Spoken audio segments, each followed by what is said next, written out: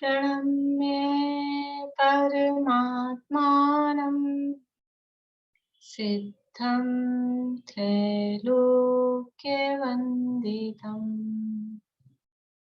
स्वाभाविक चिदानन्द स्वरूपं निर्मलाव्ययम् शुद्धजीवादिद्रव्याणां देशकं च जिनीश्वरम् द्रव्यसंग्रहसूत्राणां वृत्तिं वक्ष्ये समासतः जीवमजीवमदावम् जिनवरवसहेण जेणनेतिष्ठम् देविन्दविन्दवन्दम् वन्दे तं सर्वदा शिरसा कहे जीव अजीव जिनवर वृषभ ने लोक में वंद्य सुरपति वृंद से वंदन करूं कर जोड़।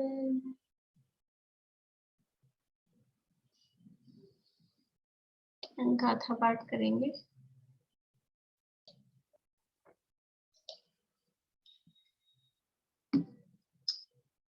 प्रयद्रव्य संग्रह के अंतर्गत अपन यहाँ रिवीजन कर रहे हैं तीसरे अधिकार का, और तीसरा अधिकार है ये मोक्ष मार्ग का अधिकार है।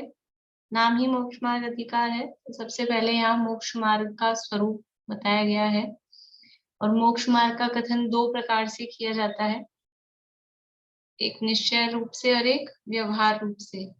तो सबसे पहले यहाँ बताया गया कि मोक्ष मार्ग क्या है, निश्चय से मोक्ष मार्ग क्या है और व्यवहार से मोक्ष मार्ग क्या है। क्या कहा गाथा 39 में? बोलिए रजनी जी। निश्चय व्यवहार मोक्ष मार्ग का क्या स्वरूप बताया?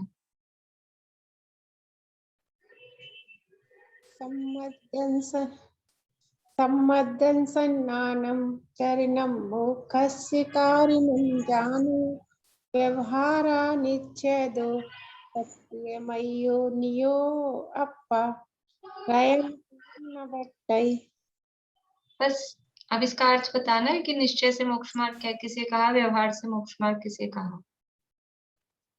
सम्यक दर्शन, सम्यक ज्ञान और सम्यक चारित्र, ये तीनों मोक्ष मार्ग हैं व्यवहार से, और इन तीनों में आत्मा वो निश्चय से मोक्ष मार्ग है। सम्यक दर्शन, सम्यक ज्ञान, सम्यक चारित्र, ये तीनों व्यवहार से मोक्ष मार्ग हैं। ये कहा कि सम्यक दर्शन, ज्ञान, चारित्र मोक्ष मार्ग है, ये व्यवहार ने का कथन है। तो निश्चय से मोक्ष मार्ग क्या है कि निश्चय से इन तीनों में जो एक आत्मा है, इन तीन मई जो एक आत्मा, वो आत्मा एक है। ये तीन दिख रहे हैं, आत्मा तीन नहीं है, उसमें जो एक है वो एक है आत्मा, वो निश्चय से मोक्ष का कारण, मोक्ष मार्ग मतलब मोक्ष का कारण, मोक्ष का उपाय। तो मोक्ष का उपाय रत्नत्रय है कि आत्मा है, कि भेद दृष्टि से कहा है, इसलिए वो व्यवहार से रत्नत्रय मोक्ष का उपाय है। और अभेद दृष्टि से देखा जाए तो एक अपनी आत्मा ही, आत्मा भी किसकी? निज आत्मा, अपनी आत्मा, वो मोक्ष का उपाय है या मोक्ष का मार्ग है। अपनी आत्मा ही निश्चय से मोक्ष का उपाय क्यों है? अपनी आत्मा ही निश्चय से मोक्ष का उपाय क्यों है? बोली मीना चाची, बोलेंगे। क्योंकि उसको ही मतलब प्रकट करना है ना, जैसे जो आत्मा को क्या प्रकट करना, आत्मा तो है ही है, पर जैसे अभी तो मुक्त नहीं है ना आत्मा अभी। बोले विनीता आंटी। अभी तक इस जीव को अनादि से परद्रव्य में एकत्व बुद्धि है। जब वो अपनी आकुलता दूर करना है, दुखों से दूर होना है, तो अपने निज स्वाभाविक ज्ञान स्वभाविक आत्मा उसमें एकाग्रता करनी है। वो निश्चय से सम्यक दर्शन, सम्यक ज्ञान, सम्यक चारित्र है। उसमें श्रद्धा करनी है, उसमें आचरण करना है और उसी को जानना है। ठीक है, लेकिन जवाब मुझे यहाँ द्रव्य संग्रह के आधार से चाहिए। बोली वर्षा भाभी। अभेद रूप से सम्यक दर्शन ज्ञान चरित्र ही शुद्ध आत्मा है। इस कारण से निश्चय ही आत्मा ही शुद्ध निश्चय मोक्ष मार्ग है, क्योंकि ठीक है, आत्मा जवाब के ही गुण ही सारे। कौन सी गाथा में आया है ये जवाब? ये 40वीं रैन तयम तम बट्टी। हाँ, बढ़िया। पाठ। बोलो प्रीति, ढंग से बोलो, अच्छे से। निश्चय से आत्मा ही उसका मोक्ष का कारण है, क्योंकि आत्मा ही उसका उपादान कारण है। मतलब आत्मा के अंदर ही मोक्ष आएगा। व्यवहार तो वो होता है जो बाहर के कारण है, और निश्चय जो उपादान जो उसका कारण है वो आत्मा ही है। आत्मा में ही मोक्ष हो सकता है। हाँ, गाथा में है ना, रैनतयम न वट्टई अपाणम मोहित्वा अन्नदव्यम्मि।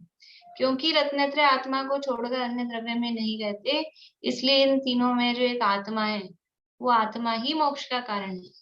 प्रश्न ये किया कि आत्मा को ही निश्चय से मोक्ष का कारण क्यों कहा?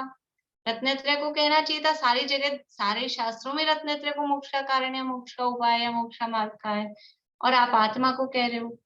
तो जवाब दिया कि रत्नत्रय आत्मा को छोड़कर अन्य दूसरे द्रव्य में नहीं पाए जाते, इसलिए वो आत्मा ही मोक्ष का कारण है या मोक्ष का उपाय है। ठीक है, ये दो गाथाओं की चर्चा अपनी कल हुई थी, आप लोगों ने पढ़ा कुछ थोड़ा बहुत? इस गाथा, इन दो गाथाओं में किसी को कुछ पूछना है? गाथा में, टीका में? चलिए अपन अगली गाथा देखते हैं, आप लोग देखते रहिएगा, और कहीं किसी को कुछ समस्या है तो 41वीं गाथा की चर्चा अपन करते हैं। जीवादि सद्दहनम सम्मत्तं रूवमप्पणोतं तु दुरभिनिवेश विमुक्तम् णाणं सम्मं खुहोदि सरीजं हि। जीवादि सद्दहनम, जीवादि पदार्थ। अभी पहले जो दो गाथाएं थी 39 और 40, उसमें मोक्ष मार्ग का स्वरूप बताया। अब जो आगे वो एक स्थल पूरा हो गया, अब द्वितीय स्थल में क्या बता रहे हैं? 6 गाथाओं का ग्रुप है, और 6 गाथाओं में सम्यक दर्शन, सम्यक ज्ञान, सम्यक चारित्र, इनका वर्णन करने वाले हैं। मोक्ष मार्ग तो वही है, सम्यक दर्शन, ज्ञान, चारित्र, वही मोक्ष मार्ग है। लेकिन जो अपन तत्वार सूत्र में भी कहते हैं ना, सम्यक दर्शन, ज्ञान, चारित्राणि मोक्ष मार्ग है, तो वहां पर भी उन तीनों की एकता। मोक्ष का मार्ग क्या है? सम्यक दर्शन, ज्ञान, चारित्र की एकता। तो वो एकता मतलब उन तीनों में जो एक शुद्धात्मा है वो मोक्ष का कारण है। वहां पर भी वो भाव निकलता है, अपन देखें तो गहराई में जाकर। तो वो मोक्ष का मार्ग तो मूल में सम्यक दर्शन, ज्ञान, चारित्र ही है, वो तो भेद करने से उसको वहां व्यवहार कहा है। तो अब ये जो व्यवहार से मोक्ष का कारण या मोक्ष का मार्ग जिसे कहा रत्नत्रय को, उस रत्नत्रय का स्वरूप यहाँ बताया जा रहा है। इन निश्चय से तो एक आत्मा है, इन तीनों मय आत्मा, वो निश्चय से मोक्ष का कारण है। तो इन तीनों मय के लिए भी इन तीनों को समझना पड़ेगा ना। तत्तीय मयो नियो अप्पा, वो निश्चय से कहा, तो सम्यक दर्शन, सम्यक ज्ञान, सम्यक चारित्र, इन तीनों मय निज आत्मा, वो निश्चय से मोक्ष का कारण है। तो उसके लिए भी अपने को सम्यक दर्शन, सम्यक ज्ञान, सम्यक चारित्र को समझना पड़ेगा। फिर इन तीनों में कौन सा जैसा अपना आत्मा है उसका स्वरूप समझ में आएगा। इसलिए अब सबसे पहले यहाँ पर सम्यक दर्शन का स्वरूप बताया है। जीवादि सद्दहनम, जीवादि पदार्थों का श्रद्धान, सम्मतम, वो सम्यक्त है। जीवादि पदार्थों का सद्दहनम, श्रद्धान, वो सम्यक्त है। और वो सम्यक्त कैसा है? रूवम अपनो तमतु, और वो सम्यक्त क्या है? अपना ही स्वरूप है। अपनो आत्मा का ही रूप है, आत्मा का ही स्वरूप है। और क्या विशेषता है उस सम्यक दर्शन की? दुरभिनिवेश विमुक्तम नाणम सम्मम खुहोदि सदी जम्ही, जिसके होने पर क्या होता है कि जो नाणम, जो ज्ञान है, वो दुरभिनिवेश विमुक्तम, वो विमुक्त हो जाता है, मुक्त हो जाता है, रहित हो जाता है। किससे रहित हो जाता है? दुरभिनिवेश, दुरभिनिवेश, दुरअभिनिवेश, दुरअभिनिवेश, अभिनिवेश मतलब है अभिप्राय, और दुरअभिनिवेश यानी मिथ्या, जो खोटा अभिप्राय है, हमारी खोटी मान्यता है, मिथ्या मान्यता है, उस मिथ्या मान्यता से रहित ज्ञान, ऐसा सम्यक ज्ञान वो हो जाता है। यानी जीवादि पदार्थों का श्रद्धान वो सम्यक्त्व है, और वो सम्यक्त्व आत्मा का ही अपना ही स्वरूप है, और उस सम्यक्त्व के होने पर ज्ञान भी विपरीत अभिप्राय से रहित सम्यक ज्ञान हो जाता है। यानी सम्यक्त्व की ऐसी महिमा है कि उस सम्यक्त्व के होने पर, श्रद्धान सम्यक होने पर ज्ञान भी सम्यक हो जाता है, ये यहाँ पर कहा है। जीवादि पदार्थों का श्रद्धान करना वह सम्यक्त्व है, वह सम्यक्त्व आत्मा का स्वरूप है। इस सम्यक्त्व के होने पर दुरभिनिवेश रहित सम्यक ज्ञान होता है। यानी चर्चा सम्यक की कर रहे हैं, गाथा में सम्यक का स्वरूप बता रहे हैं कि सम्यक ज्ञान का स्वरूप बता रहे हैं? सम्यक्त्व यानी सम्यक दर्शन का ही स्वरूप बता रहे हैं, लेकिन उस सम्यक दर्शन की महिमा सम्यक ज्ञान की तरफ से बता रहे हैं कि वो सम्यक की इतनी महिमा है कि उसके होने पर ज्ञान भी सम्यक हो जाता है, विपरीत अभिप्राय से रहित हो जाता है। देखिए टीका, जीवादि सद्दहनम सम्मतम वीतराग सर्वज्ञ प्रणीत शुद्ध जीवादि तत्वों में चल मल अगार दोष रहित श्रद्धा, रुचि, निश्चय और यही है, इसी प्रकार है, ऐसी निश्चय बुद्धि वह सम्यक दर्शन है। जीवादि पदार्थ कौन से जीवादि पदार्थ हैं? कि वीतराग सर्वज्ञ प्रणीत। ऐसा क्यों लिखते हैं? वीतराग सर्वज्ञ भगवान प्रणीत यानी उनके द्वारा कहा गया, ऐसा क्यों लिखते हैं? वीतरागी सर्वज्ञ भगवान द्वारा कहे गए जीवादि पदार्थ, जीवादि पदार्थ उन्होंने तो कहे हैं, वीतरागी सर्वज्ञ भगवान ने, और किसी ने भी कहे हैं क्या? बोलिए पूर्णिमा आंटी। अन्य किसी के कहे हुए तो दूसरे किसी के द्वारा कहे गए तो अन्यथा हो सकते, पर वीतराग सर्वज्ञ के द्वारा कहे हुए पदार्थ अन्यथा नहीं हो सकते, ऐसा दृढ़ श्रद्धान है ना।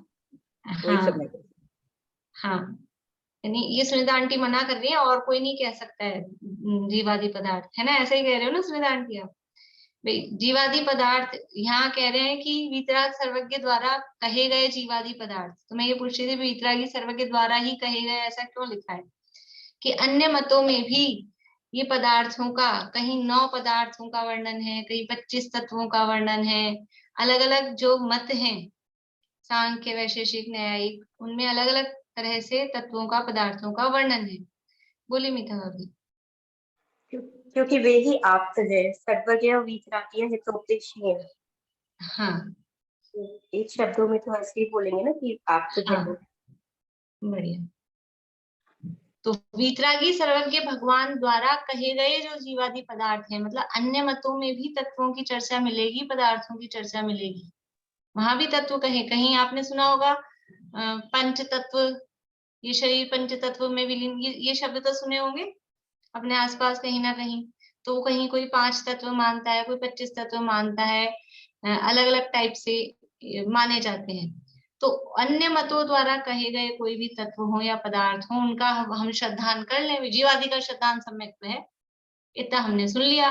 तो किसी ने बता दिया ये वाले तत्व हैं, तत्वों का श्रद्धान, और उसका अपन श्रद्धान कर लें, तो वो सम्यक्त्व नहीं होगा, वो तो और उल्टा मिथ्यात्व रहित मिथ्यात्व हो जाएगा। इसलिए ये विशेषण लगाया वीतराग सर्वज्ञ प्रणीत। ये वीतरागी सर्वज्ञ भगवान द्वारा कहे गए, और वीतरागी सर्वज्ञ भगवान द्वारा ही कहे गए क्यों माने हम? वही क्यों? क्योंकि वही सच्चे देव हैं, वही आप्त हैं। क्यों है वो आप्त? क्योंकि वो वीतरागी और सर्वज्ञ हैं।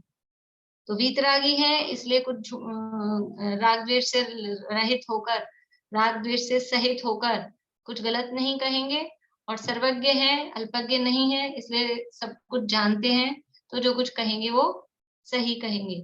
इसलिए वीतरागी सर्वज्ञ भगवान द्वारा कहे गए जो जीवादि पदार्थ हैं, उन जीवादि पदार्थों का श्रद्धान, वो उसमें, अब देखिए उसमें क्या क्या कह रहे हैं, उसकी श्रद्धा, रुचि, निश्चय, ये जो सर्वज्ञ भगवान द्वारा कहे गए शुद्ध जीवादि भी कैसे कह रहे हैं?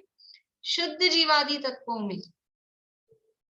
तो ये शुद्ध भी समझ लीजिए, जो जीवादि तत्व है ना, उन जीवादि तत्वों का स्वरूप, जीव दो प्रकार का होता है, शुद्ध जीव भी और अशुद्ध जीव भी।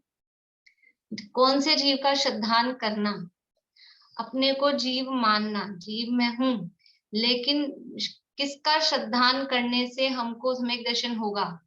शुद्धात्मा का कि अशुद्धात्मा का? संसारी आत्मा का कि सिद्ध समान शुद्ध उस आत्मा का? इसलिए शुद्ध जीवादि तत्व जो प्योर, ये अभी परद्रव्य के संयोग से कर्म के निमित्त से अशुद्ध अवस्था हो रही है, लेकिन वास्तव में जीव का स्वरूप ये नहीं है। तो स्वत प्रकाश जी भाई साहब एक उदाहरण देते हैं, वो आप लोगों ने कभी सुने हो उनके प्रवचन, वो तो अच्छा खासा लंबा करके देते थे उसको, कि कोई व्यक्ति अपनी लड़की के लिए लड़का देखने आया है और होली के दिन पहुंच गया, और होली के दिन पहुंच गया और वो लड़का कैसा रंग में रंगा हुआ, लाल पीला नीला काला ऐसा हो रहा है, तो वो जो वो लाल पीला ऐसा काला कलूटा रंग में रंगा हुआ दिख रहा है, उसके माता पिता क्या समझते हैं कि ये मेरा बच्चा ऐसा ही हो गया? वो जो देखने आया है ना, लड़का देखने आया जो व्यक्ति, वो तो समझता है ये तो कोई ऐसा ही है सड़क छाप, और जो नहा धो के आएगा साफ सुथरा, वो उसको वो बढ़िया लगता है। लेकिन उसकी माँ को तो पता है ना ये वही मेरा बच्चा है, तो वो ये समझती है कि ये तो ऐसा ही हो गया गंदा रंग बिरंगा काला। तो वो किसका श्रद्धान, या फिर समझ लो कि वही व्यक्ति, वो जो लड़की देखने आया है, वही देख लेगी ये लड़का अभी तो रंग बिरंगा है, लेकिन वो भी क्या सोच के वो समझता है, क्या समझ के मतलब बात पक्की करता है? ये ऐसे काले कलूटे को देख के कि वो नहाया धोया जो साफ सुथरा गोरा सुंदर व्यक्ति है, उसको देख के वो बात पक्की करता है। तो शुद्ध स्वरूप, शुद्ध जीवादि तत्वों का, अभी भले ही परद्रव्य के निमित्त से रंग गुलाल ये लगा हुआ है, ये कर्म कालिमा लगी हुई है, लेकिन जीव का मूल स्वरूप वो ऐसा नहीं है। तो शुद्ध जीवादि तत्वों का श्रद्धान, और श्रद्धान के लिए क्या क्या पर्यायवाची शब्द दिए? श्रद्धा, रुचि, निश्चय, और यही है, इसी प्रकार है, ऐसी निश्चय बुद्धि। श्रद्धा कहो, उसकी रुचि कहो, उसका निश्चय, निश्चय मतलब एक तो निश्चय निर्णय, और कैसा निर्णय, उसी को और खोल के कहा, यही है, इसी प्रकार है, बिल्कुल हमको पक्का विश्वास है। इसको अपन विश्वास भी कह सकते हैं। श्रद्धा ही, श्रद्धा विश्वास है, रुचि है, निश्चय है, निर्णय है, यही है, इसी प्रकार है, ऐसी निश्चय बुद्धि, उसका नाम सम्यक दर्शन, सम्यक श्रद्धा। सम्यक दर्शन का मतलब सम्यक देखना नहीं, सम्यक मतलब सच्ची श्रद्धा, वास्तविक श्रद्धा। क्या है वास्तविक श्रद्धा? सम्यक दर्शन क्या है? कि वितराग सर्वज्ञ भगवान द्वारा कहे गए जो शुद्ध जीवादि तत्व हैं, उनमें चल मल अगाड़ दोष रहित, ये जो हमारा विश्वास है, जो रुचि है, जो श्रद्धा है, ये जो निर्णय है, ये कैसा है? इसमें ये किसी प्रकार के दोष नहीं। कौन से दोष? कि चल मल अगाड़, कुछ जरा सी बात आ जाए, जरा सा कुछ कह दिया और वो अपनी श्रद्धा चलायमान हो गई, उस श्रद्धा में दोष लग गया, या वो श्रद्धा ऐसी है कि डगमगाती रहती है, पता नहीं ये सही है कि वो सही है, अपन जो मान रहे हैं वो सही है, कभी किसी ने कुछ कह दिया और थोड़े में ही अपन कंफ्यूज हो जाए कि हाँ उनकी भी बात सही लग रही है। तो इन दोषों से रहित चल मल और अगाड़, और शास्त्र में उसके उदाहरण दिए ही हैं चल मल अगाड़ दोषों के अलग अलग तरह से। जब अपन ने शिव उपशम सम्यक की चर्चा की थी तब उनका स्वरूप समझा था। ऐसे चल मल अगाड़ दोषों से रहित जो श्रद्धा, रुचि, विश्वास, प्रतीति, यही है, इसी प्रकार है। किसमें? जीवादि, शुद्ध जीवादि तत्व। और कौन से शुद्ध जीवादि तत्व? वितराग सर्वज्ञ भगवान द्वारा कहे गए, उनके द्वारा प्रणीत, प्रणीत मतलब कहे गए शुद्ध जीवादि तत्वों में रुचि, उसका नाम सम्यक दर्शन है। कैसा है वो सम्यक दर्शन? वह सम्यक दर्शन अभेद नय से स्वरूप है। किसका स्वरूप है? आत्मा का। वो सम्यक दर्शन अभेद नय से आत्मा का ही स्वरूप, यानी आत्मा और सम्यक दर्शन वो अभेद हैं, उनमें कोई भेद नहीं है। अब आप ये आत्मा और सम्यक दर्शन एक ही है कि दो है, प्रश्न है। आत्मा और सम्यक दर्शन एक ही है कि दो है?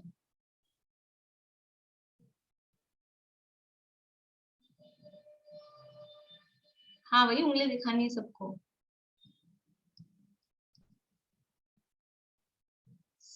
सोचना अभी आपकी दिख नहीं पा रही। सब एक उंगली दिखा रहे हैं ज्यादातर, एक सुनीता आंटी दो दिखा रही हैं। आत्मा और सम्यक दर्शन एक है? ना जवाब एक है ना जवाब दो है। आत्मा और सम्यक दर्शन कथनचित एक है, कथनचित दो है, कथनचित भेद रूप है, कथनचित अभेद रूप है। सर्वथा एक होते तो फिर अलग अलग कहते ही क्यों? यदि वो दोनों एक ही होते सर्वथा ही, तो फिर एक आत्मा और एक सम्यक दर्शन ऐसा कैसे पाते अपन? ये शब्द ही दो हैं तो इसका मतलब ही वो सर्वथा एक नहीं है। और सर्वथा अलग अलग ही होते तो एक अलग और एक अलग, सम्यक दर्शन कहीं अलग रहता हो और आत्मा कहीं अलग रहता हो, ऐसा होता है क्या? ऐसा नहीं है। तो वो कथनचित एक है, अंतर भी है। आत्मा है वो द्रव्य है, सम्यक दर्शन उसकी एक अवस्था है, वो उसकी एक पर्याय है। इस अपेक्षा से अंतर है, लेकिन वो पर्याय द्रव्य को छोड़ के नहीं रहती। द्रव्य है अपनी पर्याय के बिना नहीं रहता। इस अपेक्षा से वो अभेद भी है। आत्मा का ही स्वरूप, आत्मा का ही रूप, आत्मा की ही अवस्था वो सम्यक दर्शन है। इसलिए अभेद नय से, अभी हम कौन सी दृष्टि से देख रहे हैं, उनको एक कह रहे हैं, हम अभेद नय से कह रहे हैं कि वह सम्यक दर्शन अभेद नय से आत्मा का स्वरूप है, आत्मा का परिणाम है, ऐसा उसका अर्थ है। दीदी सम्यक दर्शन और सम्यक तो एक ही थोड़ी है, अलग अलग है। सम्यक तो प्रकृति है। नहीं नहीं, सम्यक तो प्रकृति वो अलग है, और सम्यक दर्शन को भी सम्यक तो कहते हैं, और सम्यक दर्शन ज्ञान चारित्र तीनों को मिला के भी सम्यक तो कहते हैं। सम्यक दर्शन के लिए ज्यादातर सम्यक तो शब्द बोल देते हैं, और सम्यक तो प्रकृति जो है ना, उसको अकेला सम्यक तो कम बोलते हैं, उसको सम्यक तो प्रकृति बोलते हैं। वो तो है तो मिथ्यात्व का ही पार्ट, लेकिन उसने अपना नाम रख लिया सम्यक। है तो दुश्मन का ही बेटा, लेकिन उसने नाम रख लिया अपना सम्यक। लेकिन वो सम्यक तो नहीं, वो कर्म का परिणाम है। सम्यक तो प्रकृति। यदि प्रकृति नहीं लगा है तो फिर सम्यक को सम्यक दर्शन ही माने। हाँ, अगर वो प्रकरण भी देखना पड़ेगा। कभी कभी मान लो कर्म वाला प्रकरण चल रहा है और अपन ने प्रकृति नहीं लगाया, सम्यक भी बोल रहे हैं कि वहाँ शैक्षणिक सम्यक में सम्यक्त्व का उदय है, इतना ही बोला, प्रकृति नहीं लगाया, तो भी फिर वहां कर्म समझना, वो प्रकरण देख के समझ में आ जाता है। पर अभी जो बात चल रही है वो तो सम्यक दर्शन की चल रही है, सम्यक प्रकृति की नहीं। ज्यादातर सम्यक तो शब्द से सम्यक दर्शन को ही लिया जाता है, 99%।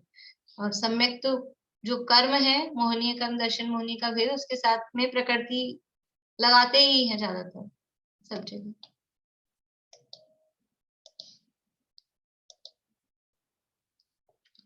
उस सम्यक दर्शन का सामर्थ्य और महात्म्य दिखाते हैं। उस सम्यक दर्शन की क्या सामर्थ्य और उसकी क्या महिमा है।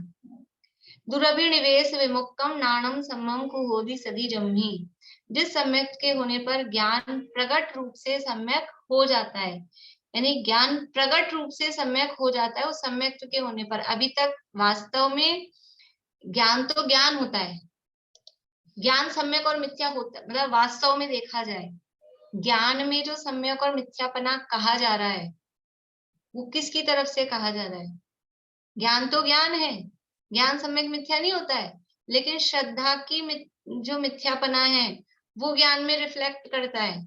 वो श्रद्धा का मिथ्यापने से ज्ञान भी मिथ्या, श्रद्धा के मिथ्यापने से चारित्र भी मिथ्या हो जाते हैं। और जैसे ही श्रद्धा सम्यक हुई तो ज्ञान तो सही था, लेकिन वो श्रद्धा का प्रभाव उस पर पड़ रहा था ना, इसलिए वो मिथ्या हो रहा था।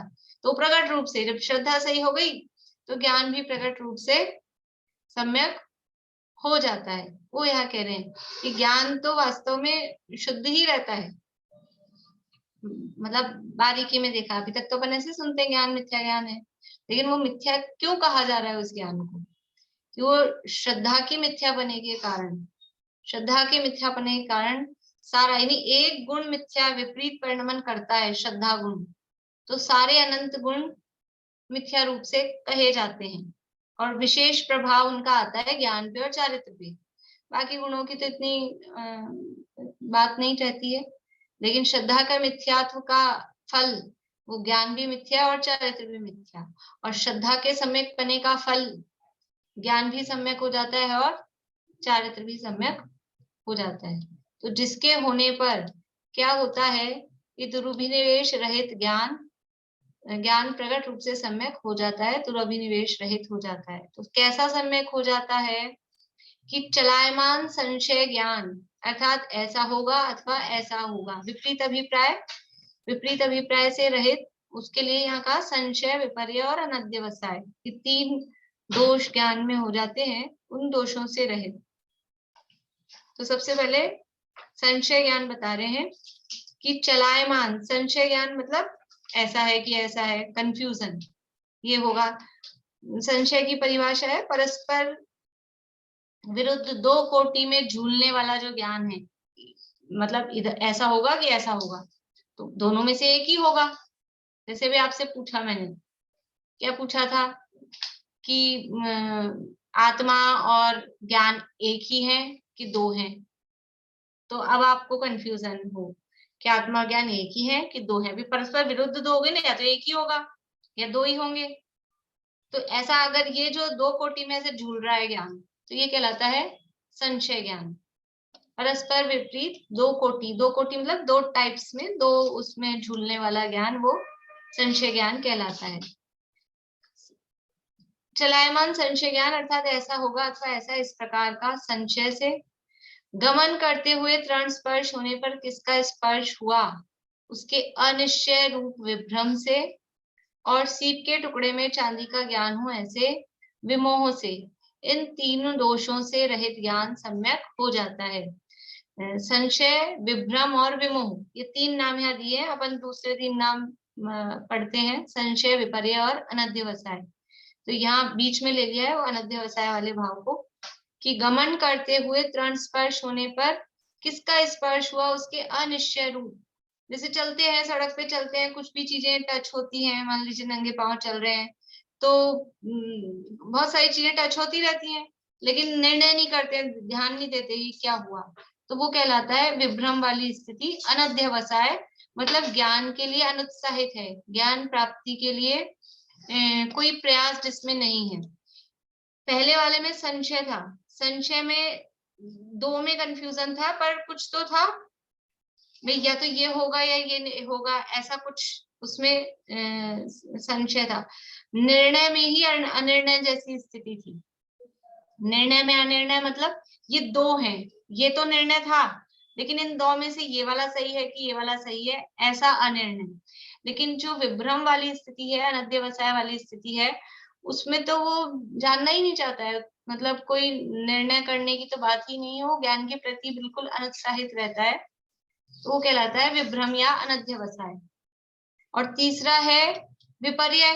विपर्य मतलब विपरीत, वो विपरीत ज्ञान भी निर्णय रूप है, लेकिन विपरीत निर्णय रूप है, कि सीप को चांदी मान लिया, तो उसने निर्णय कर लिया, ज्ञान मतलब ज्ञान लगा, पुरुषार्थ किया, विपर्य में भी कुछ ज्ञान ने काम किया, संशय में भी ज्ञान ने काम किया, लेकिन अनध्यवसाय जो विभ्रम वाली स्थिति है, उसमें तो ज्ञान काम ही नहीं करना चाहता है, ऐसी स्थिति में। बोलिए विनीता आंटी, अनम्यूट करिए। संशय ना व्याकरण का बहुत अच्छा दो है, अच्छा लगता है। साड़ी की नारी है, नारी की साड़ी है, साड़ी की नारी है, कि नारी की साड़ी है, मतलब साड़ी की नारी है, नारी की साड़ी है, साड़ी पहने हुए नारी वो नारी है क्या, वो साड़ी है। बहुत अच्छा दोहा व्याकरण का ही है। संशय के लिए मुझे हमेशा विपरीत के चांदी को सीप समझ लिया, सीप को चांदी समझ लिया, उल्टा ही समझ लिया।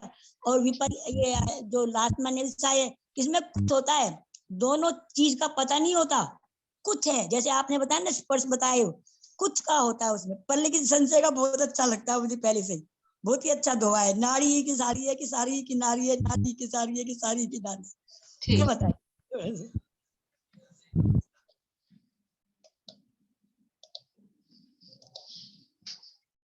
तो इस तरह से इन 3 दोषों से रहित ज्ञान वो सम्यक ज्ञान हो जाता है। ये वर्णन किसका कर रहे हैं?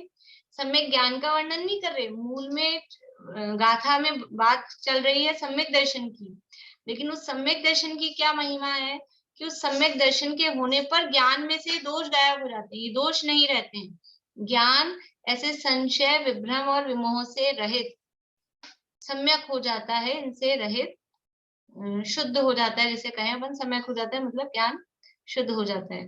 देखिए यहाँ ये जो फुटनोट है, इनमें फुटनोट इम्पोर्टेंट है और वो मैंने नोट्स में लिखे हैं सब इसके अर्थ।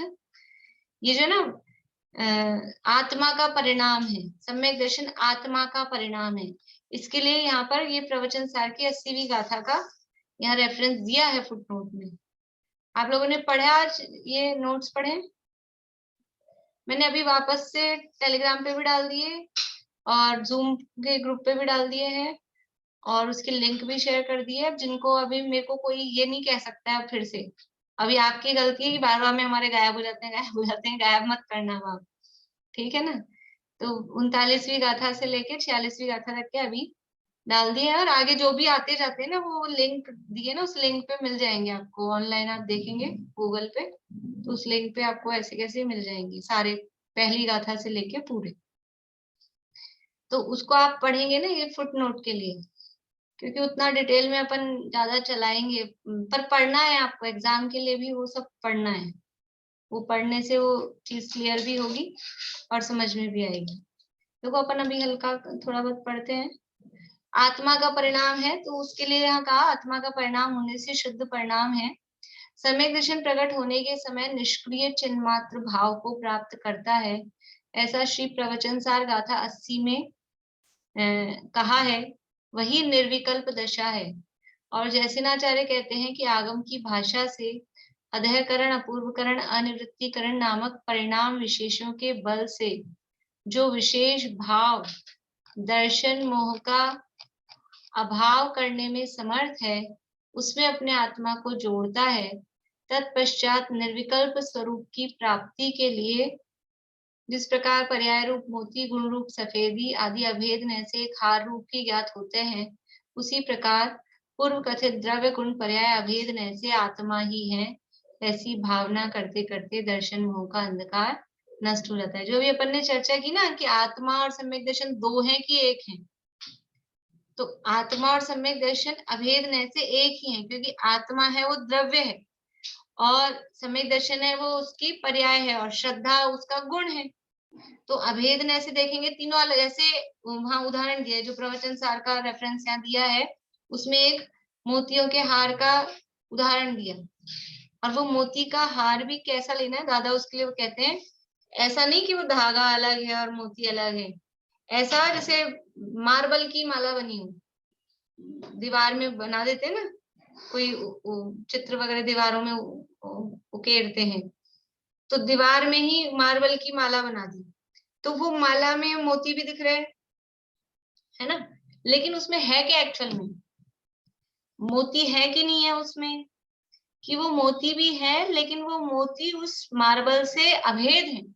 अब आप मार्बल कहो कि मोती की माला कहो, माला है कि मार्बल है, कि पर्याय दृष्टि से देखते हैं तो माला दिखती है, उसका आकार दिखता है, लेकिन द्रव्य दृष्टि से देखेंगे तो मार्बल वो पत्थर ही है, और अभेद करके देखेंगे अभेदने से वो अलग है नहीं।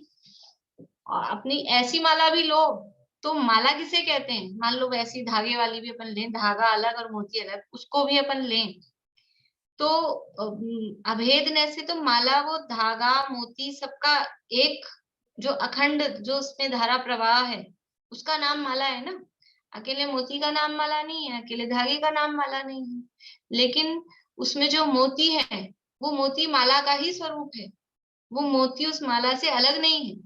ऐसे सम्यक दर्शन है वो मोती है समझ लो, तो वो मोती वो उस माला यानी द्रव्य यानी आत्मा उससे अलग नहीं है।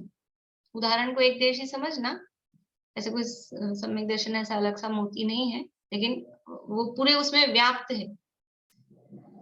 तो द्रव्य की जो पर्याय है वो द्रव्य में पूरा अभेद है, उस अभेद को ये जो द्रव्य गुण पर्याय ये अभेद ऐसे आत्मा ही है, ऐसी भावना, ये अभेद नय की भावना से सम्यक दर्शन मोह का अंधकार नष्ट होता है।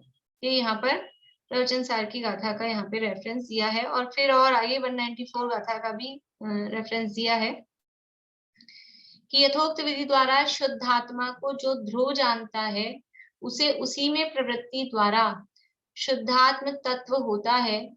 अतः अनंत शक्ति वाले चिन्मात्र परम आत्मा का एकाग्र संचेतन ध्यान होता है, और उससे साकार उपयोग वाले को अथवा अनाकार उपयोग वाले को, दोनों को अविशेष रूप से एकाग्र संचेतन की प्रसिद्धि होने से अनादि संसार से बंधी अति दृढ़ मोह ग्रंथि, मोह की दुष्ट गांठ टूट जाती है। यानी ये जो इस तरह से अपनी आत्मा को, शुद्धात्मा को ध्रुव जानता है, इसमें अपन ने गाथाएं भी देखी थी।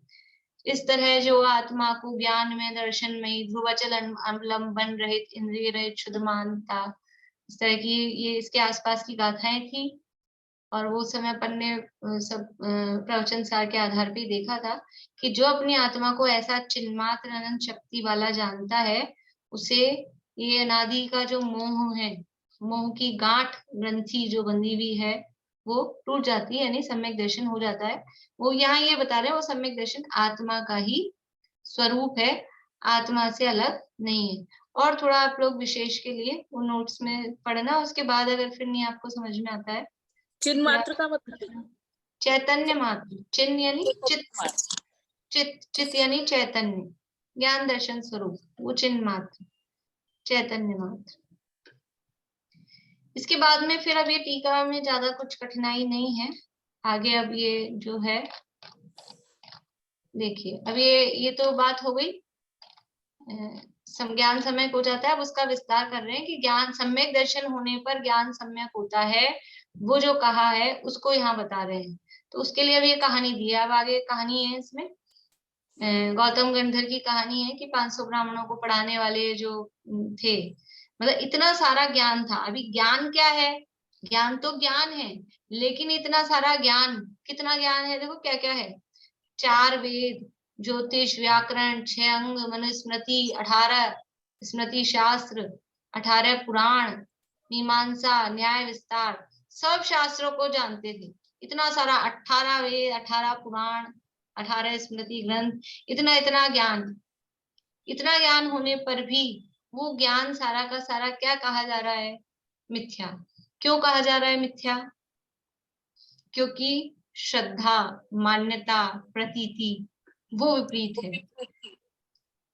विपरीत है, इसलिए सारा ज्ञान मिथ्या कहा जा रहा है।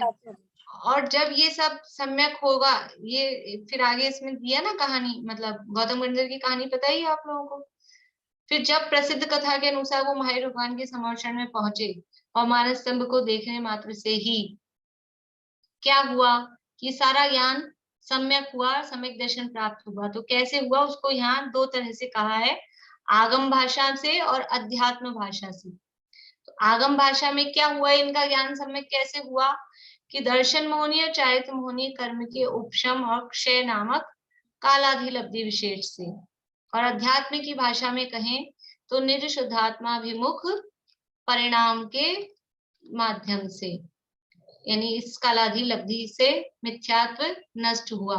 यानी जब वो समावेशन में पहुंचे और जब उनका मिथ्यात्व नष्ट हुआ, तब उनका ये सारा ज्ञान सम्यक हो गया।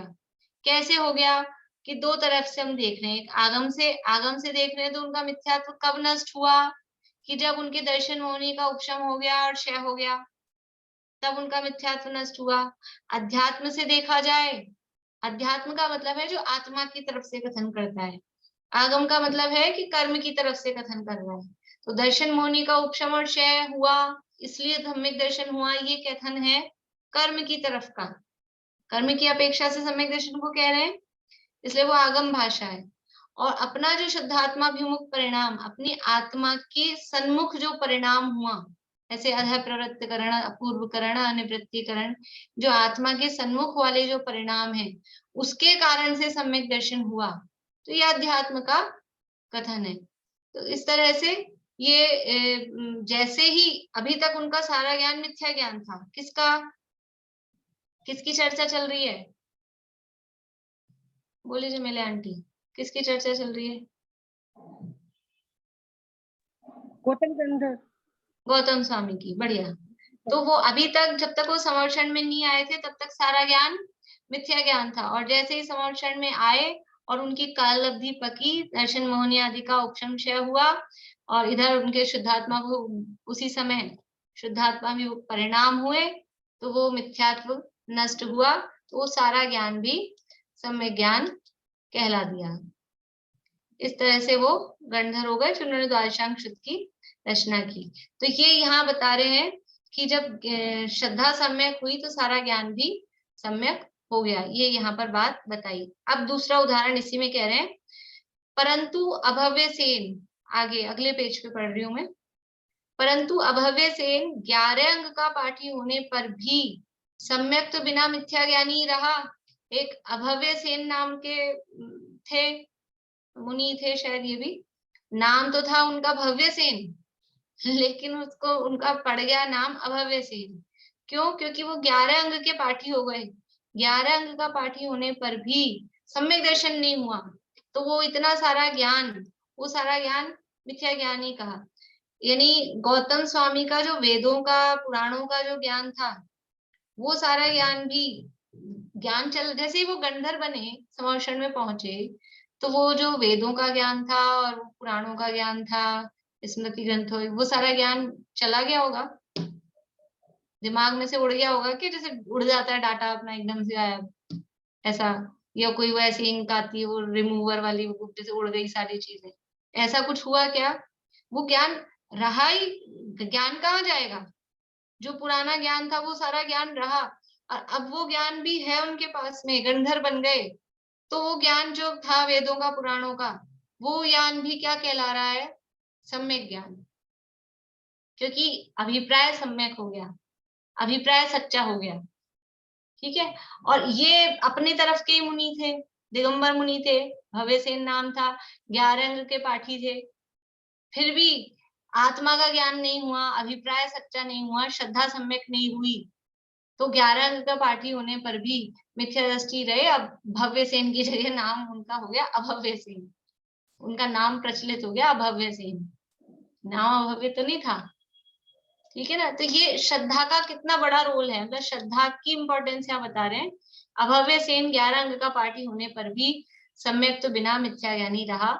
इस प्रकार सम्यक के महात्म्य से ज्ञान, तपस्रण, व्रत, उपशम, ध्यान आदि मिथ्या रूप हो, वह भी सम्यक हो जाता है, और सम्यक के बिना ये सब विष सही दूध की भांति व्यर्थ है, ऐसा जानना। और फिर इसके बाद में ये सम्यक तो 25 दोष रहित होता है, ये यहाँ पे बताया है। तो ये सब सरल है मेरे ख्याल से, ज्यादा इसमें कठिनाई नहीं है। आप लोग पढ़ना, नोट से भी पढ़ना, और फिर आगे अगर इसमें जरूरत लगेगी तो ठीक है, नहीं अगली गाथा अपन शुरू करेंगे। ठीक है ना। 44 गाथा में थोड़ा सा शायद मेहनत करनी पड़ेगी फिर से अपने को, और इसमें भी आप जहाँ कुछ भी किसी को कुछ पूछना हो तो ठीक पूछ लेना आप लोग। ठीक है, अभी किसी को कुछ पूछना है? चलिए, तो अभी समय हो गया है, यही पूरा करते हैं। चमेली आंटी पूछ रहे, बोलिए। जैसे कल आपने बताया था जिसमें आत्मा में उपयोग लगा रहता है तो वो शुद्धात्मा में मतलब अपना आत्मा रहती है। तो ऐसे यदि गलत चीज में अपना उपयोग लगा रहता है, कई बार बहुत अदादात किया जाता है, तो वो मतलब उसका परिणाम कैसे क्या मिलता है? नहीं समझ में आया। आपका प्रश्न समझ में नहीं आया मुझे, मतलब कर्म की तरफ से परिणाम पूछ रहे हैं आप, क्या पूछ रहे हैं? हाँ, कर्म की तरफ से कल अपन ने जिससे पढ़ा था जो भाई, आत्मा उपयोग क्रोध में गया तो उसके तो कर्म बंधेगा ना, उसको पाप बंधेगा, कषाय बंधेगा, वापस से चाहे तो होने कर्म बंधेगा। उपयोग समझ ही रहा हो, कुछ सेकंड्स के लिए रहा हो तब भी। किसके लिए?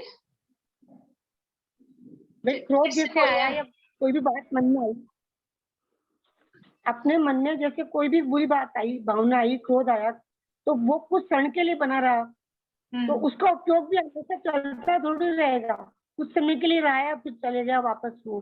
हाँ, तो जितने समय के लिए रहा उस हिसाब से उसमें कर्म बनेंगे ही। जैसा परिणाम आया, जितनी तीव्रता मंदता का जैसा भी जो कर्षाय परिणाम आया, उसके अनुरूप उसमें कर्म बनेगा, स्थिति अनुभाग पड़ेगा, वो तो बंधेगा ही। अनुभाग तो पढ़ेंगे ही पढ़ेंगे। ठीक। जय श्री बोलो प्रीति। भाभी संशय विभ्रम विमोह में केवल जो विमोह है वो निर्णयात्मक होगा, बाकी तो अनिर्णयात्मक में आएंगे। हाँ, संशय को भी अनिर्णय मतलब, लेकिन वो 100% अनिर्णय नहीं है, वो मैंने कहा ना, निर्णय रूप अनिर्णय है बिल्कुल। लेकिन जैसे विमोह है, जो बीच वाला है ना, अनध्यवसाय, विभ्रम, विभ्रम, वो तो बिल्कुल ही अनिर्णयात्मक है। और संशय है, उसमें कुछ निर्णय है कुछ अनिर्णय है, ऐसी स्थिति है उसमें।